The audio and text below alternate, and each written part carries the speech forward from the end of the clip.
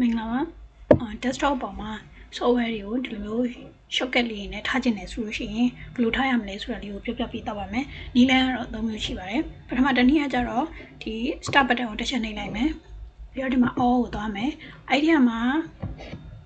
ကိုလိုချင်တဲ့ software လေးပေါ့နော် application ကိုဖိဆွဲပြီးတော့ဒီ desktop ပေါ်ကိုချလိုက်မယ်။ဒါဆိုလို့ရှိရင်ဒီမှာ shortcut တစ်ခု create လုပ်ပြီးတော့ဒီမှာသုံးကြည့်လို့ရသွားပြီပေါ့နော်။ဒါပထမတစ်နည်းနောက်တစ်ခုကျတော့ဒီ start button ကိုဝင်သွားမယ်။ all ကိုသွားမယ်။ကိုယ်ပဲရလို့ချင်တာလဲဒီမှာဥပမာ Viber တစ်ခုပေါ့နော်။ Viber ကိုတင်ချင်တဲ့ဆိုရင်ဒီမှာ Viber ရှိရဲ့။အဲ့ Viber မှာ right click ထောက်မယ်။ right click ထောက်ပြီးတော့ more ကိုသွားမယ်။ပြီးတော့ဒီမှာ open file location ကိုနှိပ်လိုက်မယ်။ဒါဆိုဒီမှာ Viber ဆိုတာလေးရှိနေပြီ။အဲ့ဒါဆိုတော့ဒီကောင်လေးကိုဖိဆွဲပြီးတော့ဒီဘက်ကိုတင်လိုက်မယ်။ဒါဆိုလို့ရှိရင်လည်းဒါ Viber ကshortcut အနေနဲ့ desktop ပေါ်မှာ create လုပ်ပြီးသွားပြီ။နောက်တစ်နည်းကကြတော့ click ထောက်မယ်ပြီးတော့ဒီမှာ new ကိုသွားမယ်ပြီးတော့ဒီမှာ shortcut တစ်ခုရှိတယ်။ shortcut ကိုနှိပ်လိုက်မယ်။ပြီးတော့ဒီမှာ browse ကိုသွားလိုက်မယ်